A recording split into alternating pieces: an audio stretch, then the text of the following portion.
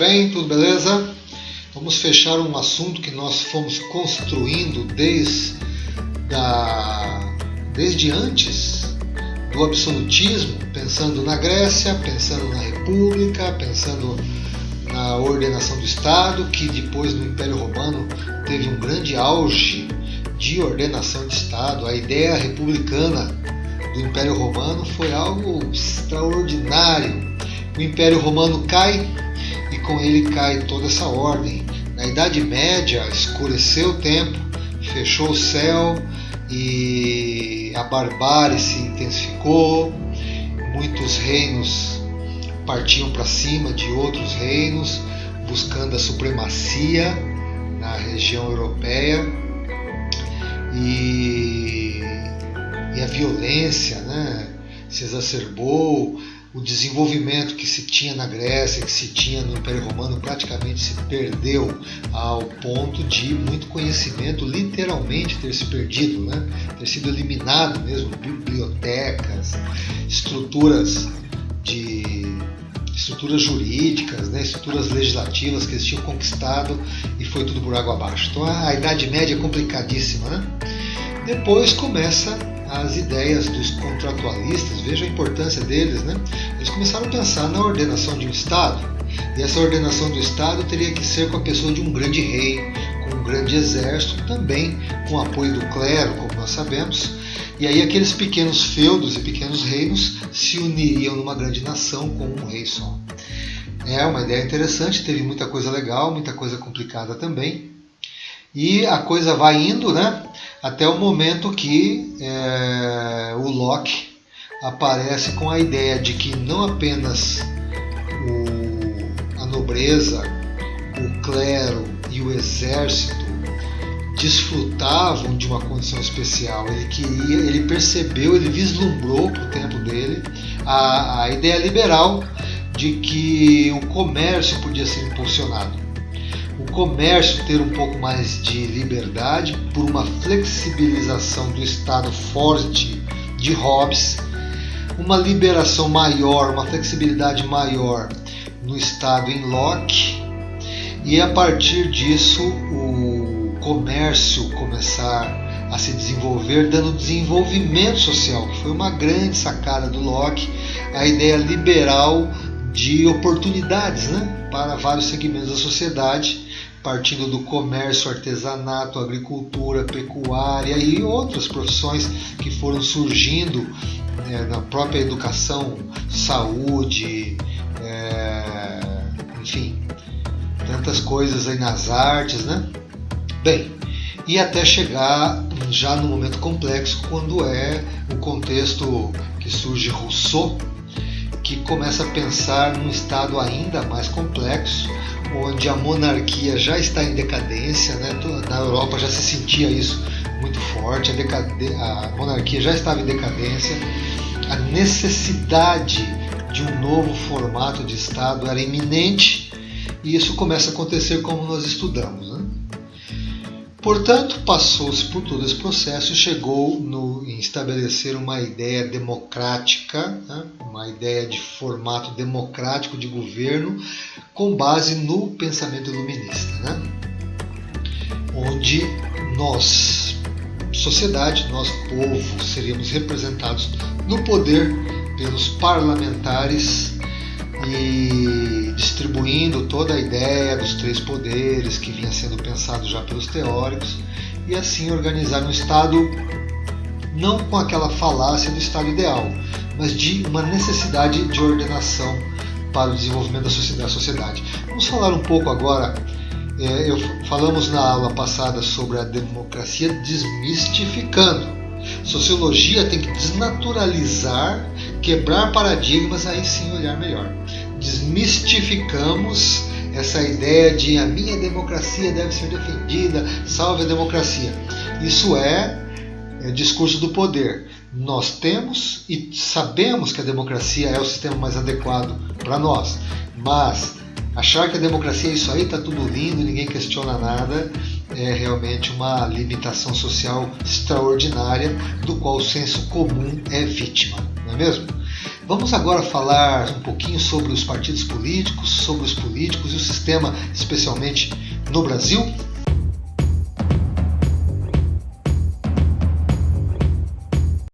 Beleza. Política e políticos. Bom, político é uma classe, a classe política é uma classe desacreditada, né? No Brasil, nós podemos falar na América Latina. A América Latina tem uma cultura complicada de formação democrática e ideológica. O Brasil, o Chile, a Argentina são alguns dos países menos influenciados negativamente pela organização política e ideológica que se deu em toda a América Latina, motivo de estudo já há algum tempo no mundo todo. Nos Estados Unidos tem um estudo recente falando sobre essa organização histórica na América Latina, com uma tendência de popularismo, né? Partidos muito populares, com ídolos populares e com ideologias muito fortes que acabam encobrindo a ação de grupos de interesse e de organização, de corrupção e essa coisa toda. E a América Latina não anda, né? O Brasil também está nisso. Nós vimos nessa construção que nós estamos tentando vislumbrar todo o cenário, que o Brasil é um país que não teve lutas sociais, não teve grandes momentos históricos pela conquista do direito, com algumas pinceladas aí sim, no momento das diretas já, por exemplo, né? Na redemocratização do país, alguns momentos sim. A história tem algumas coisas bacanas, mas o país não teve aquela coisa de uma sociedade forte que lutasse, que criasse alguma ruptura grande com o sistema político, como aconteceu na França, nos Estados Unidos, na Alemanha, na Inglaterra. Os vícios e erros do formato democrático do Brasil vêm lá da formação da República no país. Isso com altos e baixos aí, numa história bastante complexa, né?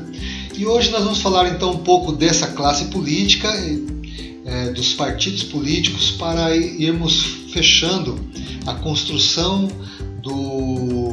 da visão de mundo de vocês aí, né, alunos, no terceiro ano do ensino médio.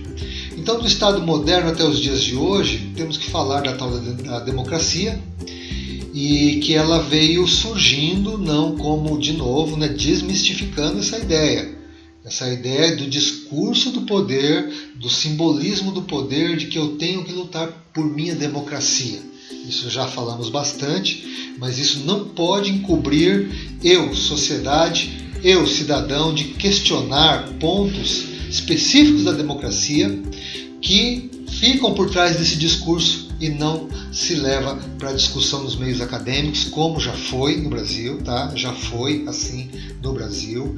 Na Argentina, se você entrar numa faculdade na Argentina, tem cartazes com frases de efeito pela democracia argentina, pelos direitos do povo argentino, nos corredores da faculdade.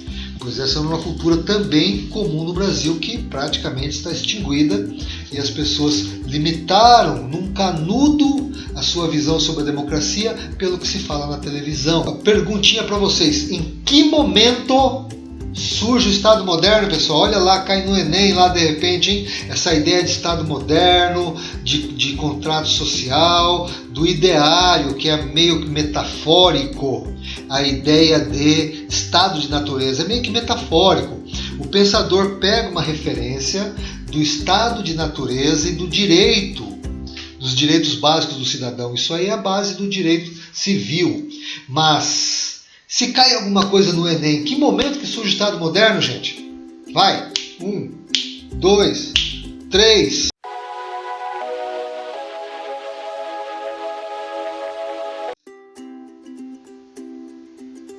Muito bem! Se você pensou que em 1988, quando cai o Muro de Berlim, um momento épico na história do Estado moderno, sim. Do Estado moderno, sim, porque tem aí a Guerra Fria, que determina muito essas extremidades de neoliberal, especialmente, e socialismo, né? Que tal? Na queda do Muro de Berlim, É na Revolução Industrial. Na Revolução Industrial que começa a pegar toda essa ordenação de Estado em função do mundo capitalista? Acertou? Será que é essa? Revolução Francesa? É claro que é a Revolução Francesa, né, aluno? Você está por dentro, né? Já está sabendo. Revolução Francesa. A Revolução Francesa se dá no âmbito da queda, do momento em que a iminência da queda da monarquia já estava concretizada, né? E a Revolução Francesa ela se dá porque na Inglaterra a monarquia percebeu essa tendência e a monarquia foi cedendo em negociações com a burguesia, com a criação do parlamento, dando direitos ao primeiro-ministro, organizando toda essa questão. Não houve o que houve na França, a Revolução Francesa, que foi horrível, foi um terror, né? E na Revolução Francesa, que é uma revolução burguesa e ideológica, com o pensamento iluminista se começa a estabelecer. Aí que é a divisão, tá? Não vá se equivocar lá no Enem, não vá se equivocar lá no vestibular. A divisão está aí. Surge o Estado moderno no contexto da Revolução Francesa e dos pensamentos iluministas.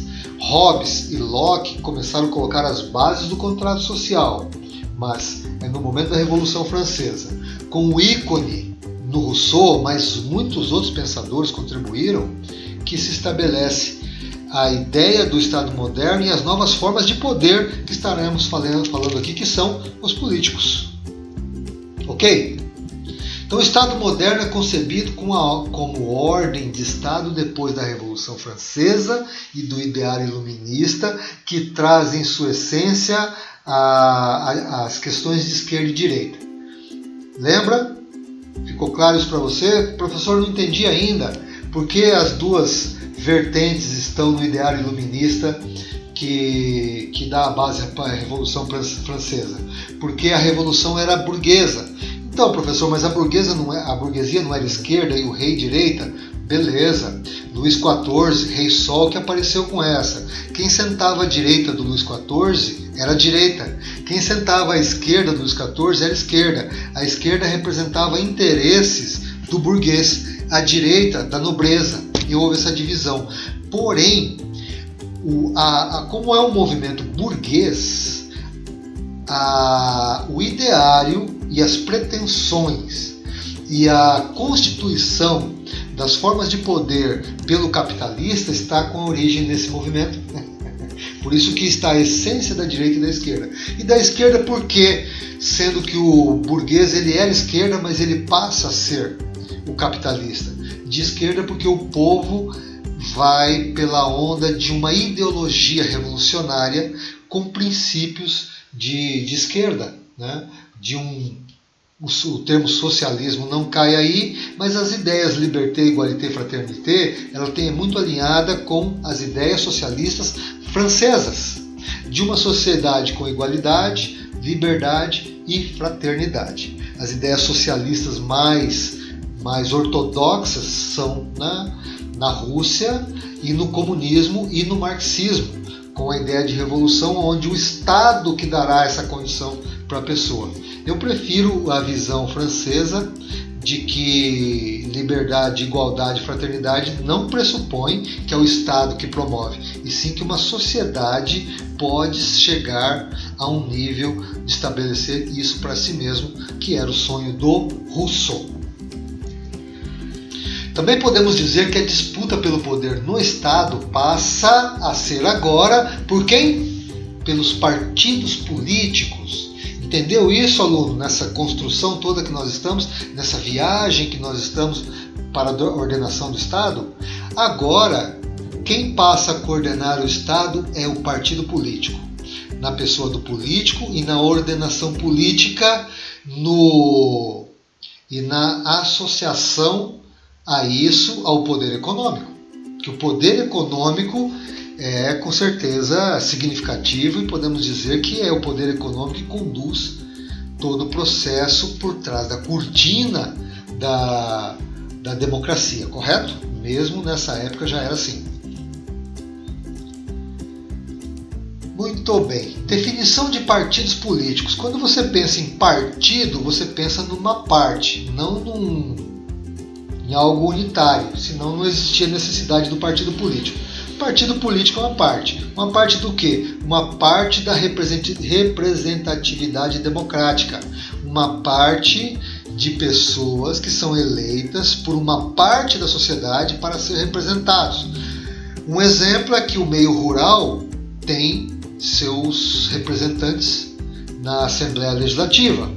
O meio metalúrgico, professores também, claro, comércio, né? Comércio exterior e assim por diante, comércio interno, mais específico, comércio movelaria, né? Ou qualquer linha de comércio. Todas essas facções, né, elas têm dentro do ideário, lembrando que nós desmistificamos a democracia, né? Segundo Rousseau, no papel é isso, na prática o representante do meio rural representa o grande fazendeiro latifundiário de muitos hectares de terra, da mesma forma que ele representa o pequeno lavrador. Essa é a discrepância da democracia alertada por Platão, quando ele vai colocando para nós aqueles diálogos de Sócrates, né? Beleza? Estamos construindo um senso crítico bacana, pessoal? Criando a independência desses discursos de poder e simbolismos de poder. Podemos olhar mais tranquilos e mais livres desses aspectos. Legal? Partido político é um grupo organizado, legalmente formado, com base em formas voluntárias de participação, numa associação orientada para ocupar o poder político. Né? O objetivo é ocupar o poder político, uma associação. Você sabia que a democracia americana ela foi muito estudada na época do seu desenvolvimento por franceses, ingleses, europeus. Eles iam para os Estados Unidos e lá eles estudavam o desenvolvimento de uma nova democracia. Todo o histórico da formação das democracias na Europa deram base para a formação dos estados totalitários, um pouquinho mais adiante, né? No início do século XX, final do século XIX, estados totalitários como comunismo, fascismo, nazismo, tem toda uma historicidade aí que vai dando base para essa formação. Os Estados Unidos estava mais livre desse tipo de situação. Então ele constituiu uma democracia diferenciada. E nos estudos sobre a formação da democracia americana, o que se encontrou lá, pessoal? Associações. Olha que legal. Associações. Então você é da imprensa, você é do vestuário, você é do meio rural, você é do comércio, de qualquer segmento, esses grupos se associavam em interesses comuns para discutir a formação da Carta Magna Americana. Olha que legal, né? Então, completamente diferente a formação da democracia americana, da maioria dos países ocidentais e do Brasil também. Do Brasil também é diferente, apesar de o momento da formação da nossa Constituição foi um momento bacana, de muita participação política. Se você não sabe muito sobre isso, dê uma pesquisada na grande participação política que houve na época, na década de 80, que vai culminar em 88 com a nossa Carta Magna. Vamos a uns conceitos? O Edmund Burke, ele é contemporâneo de Rousseau, ou seja, ele viveu a época da Revolução Francesa, porém na Inglaterra. E lá a visão foi outra, eles conseguiram evitar o caos que chegou na França. E Edmund Burke traz um conceito de partido político, união de um grupo de indivíduos que, a partir de um princípio aceito desse grupo, em comum acordo, promove ações conjuntas voltadas para o interesse nacional. É uma visão romantizada, né? Porque será que os grupos políticos que Burke imaginou trabalhariam por interesse nacional? Talvez num determinado momento, talvez alguns segmentos, talvez alguns Alguns intelectuais, alguns políticos conseguiram caminhar nesse sentido. Nós temos conquistas de direitos no Brasil, muito legais, conquistas de direitos também na Inglaterra ou em outros países, que fazem parte de um trabalho sério de pessoas que foram se envolvendo. Mas a ideia de que os grupos políticos trabalhariam para o interesse nacional é um pouco romantizada, né? O Burke, 1997, é bem... ele faleceu em 97, 2 anos antes da tomada da Bastilha, que é 98, 97, 99, a tomada da Bastilha, o auge da Revolução Francesa. Então, na Inglaterra, o pessoal via com horror o que acontecia na França. A Europa via com horror e temor o que estava acontecendo na França, com medo daquilo se alastrar ou de grupos idealistas inflamarem outras sociedades no mesmo sentido da Revolução Francesa. Apesar da importância da Revolução Francesa nesse cenário todo, não romantize, foi terror mesmo. Vamos lá? Seguindo. Max Weber, agora vamos pegar a visão de partido político já de um dos clássicos de sociologia. Max Weber já é aí da década de 30, ele viveu o entreguerras, morreu um pouquinho antes dos anos 30, e ele já viu o mundo capitalista estabelecido e a democracia estabelecida. Então, o que era para Weber essa visão? Será que era romantizada? Vamos ver então. Associação, é isso a ideia de partido político, que visa um fim deliberado por essa associação, os interesses dessa associação que deliberam os seus objetivos. Seja esses objetivos como a realização de um plano com intuitos materiais, por exemplo, o meio agrícola, ideias e formas de organizar esse meio através de leis e procedimentos, ou ideais destinados a obter benefícios, como terra, como implementos agrícolas, investimentos e tal. Poder e, consequentemente, a glória para chefes e sequazes. Os chefes de quem, pessoal? Chefes do quê? Vocês conseguem pensar? O Weber não é romântico nesse sentido. Chefes do quê? Chefes dessas associações. Os líderes políticos buscam a glória e interesses particulares e seus sequazes, os benefícios por serem sequazes desses líderes. O que são sequazes? Seguidores, Ou então voltado para todos esses objetivos conjuntamente. Então Weber já coloca que o grupo político procura o poder e procura também explorar esse poder para seus interesses como grupo político, que obviamente ele não coloca aqui, mas nós percebemos as entrelinhas que vai se associando ao poder econômico. Essa é a história de se associar ao poder econômico, é que complica tudo na nossa vida social e política. No século XIX, as democracias europeias vão organizando suas vidas políticas em ordens partidárias. Então, na Europa, já no Japão também, nos Estados Unidos, Canadá, toda a América Latina, começa a se organizar as democracias com bases em grupos políticos que representem os interesses sociais. Bacana, a democracia ela tem uma importância muito grande e ela tem um formato adequado para os nossos tempos, Mas poucas sociedades são democraticamente evoluídas, ou seja, academicamente, formação acadêmica desde o início da formação acadêmica na escola, e pessoas conscientes dos sistemas democráticos e que cobram desses representantes o papel deles e são menos manipuladas, não que não sejam, mas são menos manipuladas pelos discursos e simbolismos e poder simbólico principalmente utilizado pela mídia, Então, uma curiosidade: o país que tem mais partido político no mundo é os Estados Unidos. Essa é uma curiosidade porque parte de uma democracia mais avançada, Como eu já dei alguns exemplos. Uma região pode ter um partido político independente de ser nacionalizado.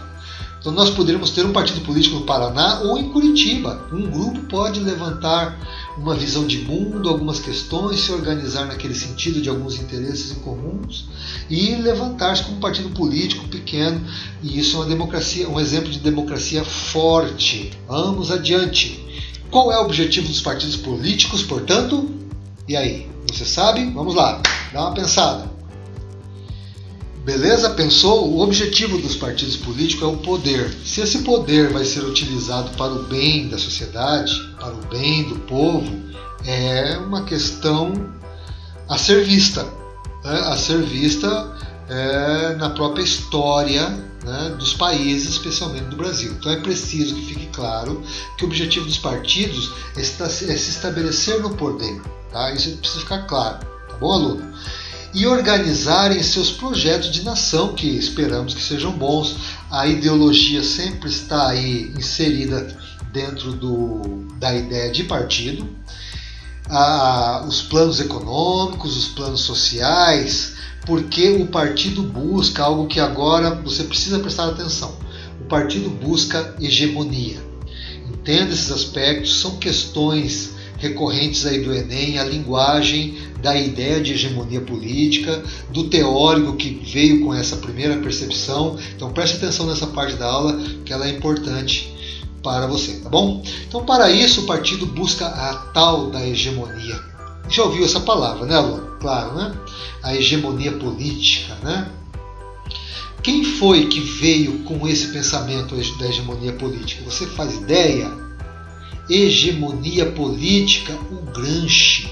O Gramsci é um ator famoso, um teórico famoso, um teórico importante, de uma linha marxista, de socialista, tem umas ideias bastante interessantes e ele trouxe essa questão da hegemonia política para a reflexão social, para o meio acadêmico, para ir transformando gradativamente as pessoas do senso comum para o senso mais crítico, né? Então as estruturas de poder e autoridade devem ser amplamente aceitas como naturais e legítimas, entenderam? As estruturas de poder, vamos imaginar no PT, aquela estrutura, aquela ideologia, aquela forma do Partido dos Trabalhadores, né? Entre aspas, a bandeira vermelha, né, e tal, todo um ideário, todo um simbolismo e todo um discurso para que esse discurso seja amplamente aceito para se estabelecer a hegemonia política, como aconteceu durante 12 anos no Brasil. Antes do PT, mesma coisa.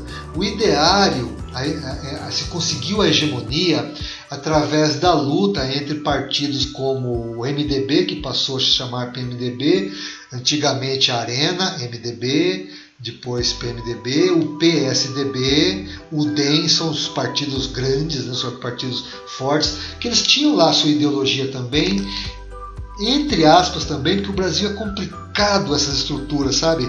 Você olha para o socialismo brasileiro, você vê um teatro, né? O socialismo, os partidos socialistas brasileiros, um teatro, né?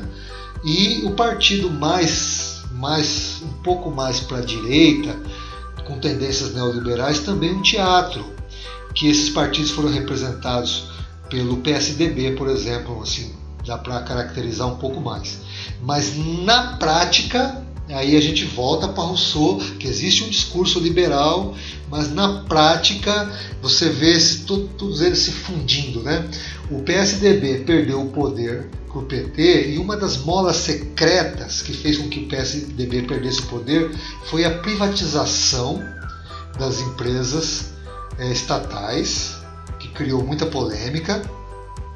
Era uma das coisas, e uma maquiagem neoliberal num governo que ele era diluído essas ideologias, eram fracas porque o próprio presidente na época era um socialista. Então é muito estranho o Brasil, né? E depois o Partido Socialista, que entra no lugar de um partido teoricamente liberal, que é o PT, esse Partido Socialista é o PT, com a cortina e a maquiagem de socialismo, também privatizou. e tentou fazer um golpe horrível, né, no Estado Democrático Brasileiro, que foi acabar com o Ministério Público, diminuir o poder do Ministério Público, que seria um golpe terrível, né? Numa sociedade democraticamente mais evoluída, essa questão nem começa a acontecer. No Brasil quase chegou a vias de fato do partido chamado Partido Socialista tentar acabar com o Ministério Público, né? Incrível, né? Mas é o Brasil, e por isso que vale a pena discutirmos esses assuntos e quebrar os paradigmas.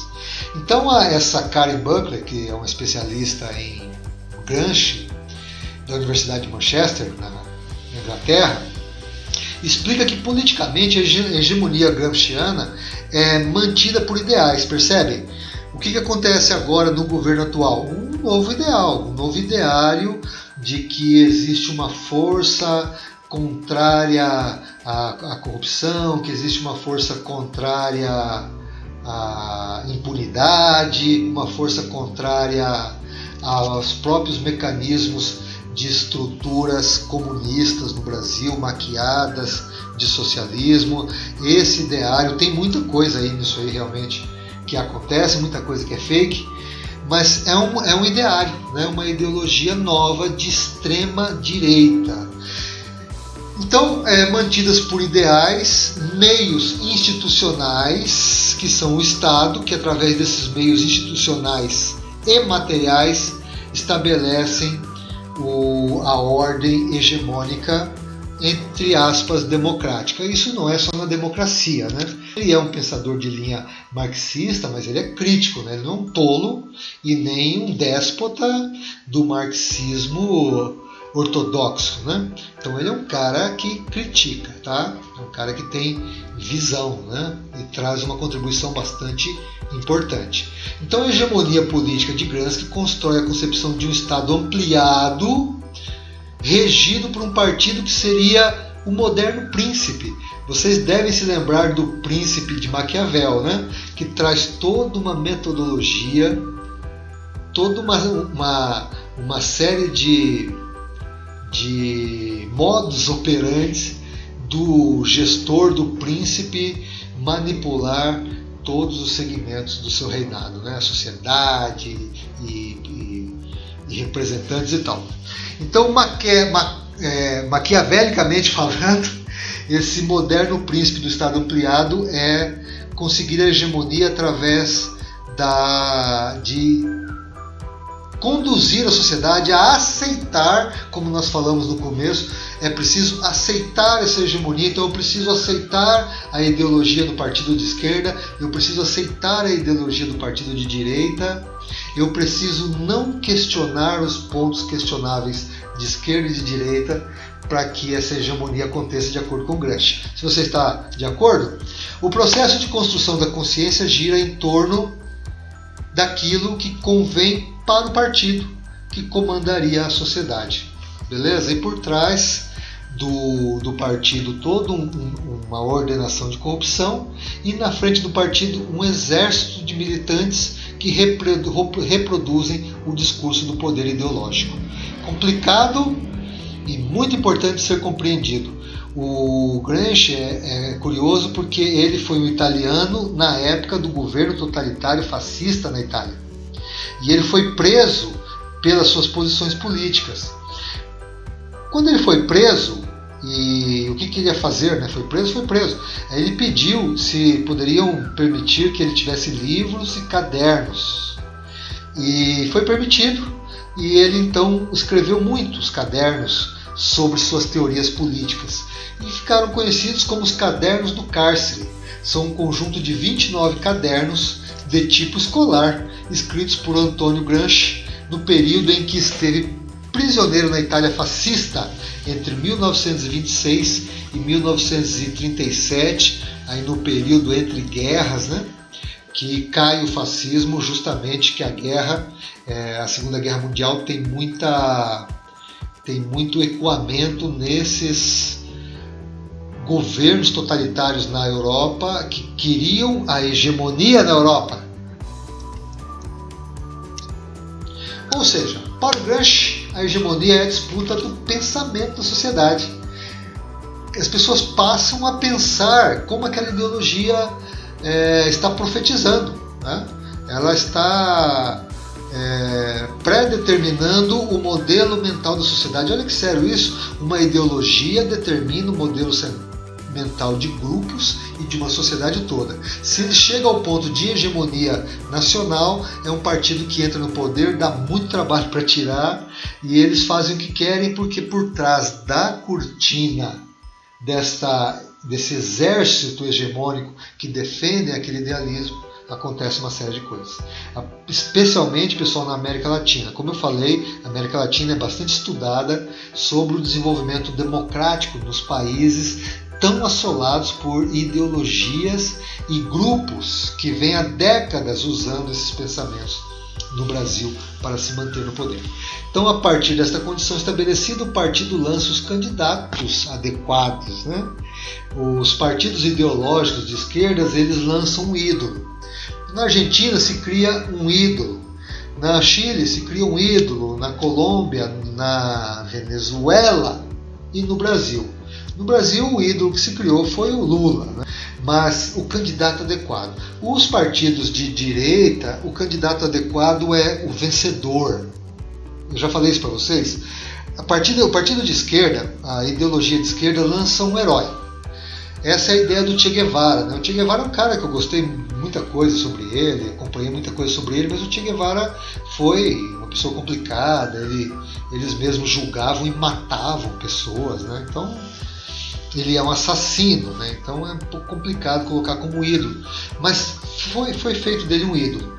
Então a ideia do ídolo coloca um exército de pessoas que vão articular o poder do discurso simbólico, vão reproduzir, tá?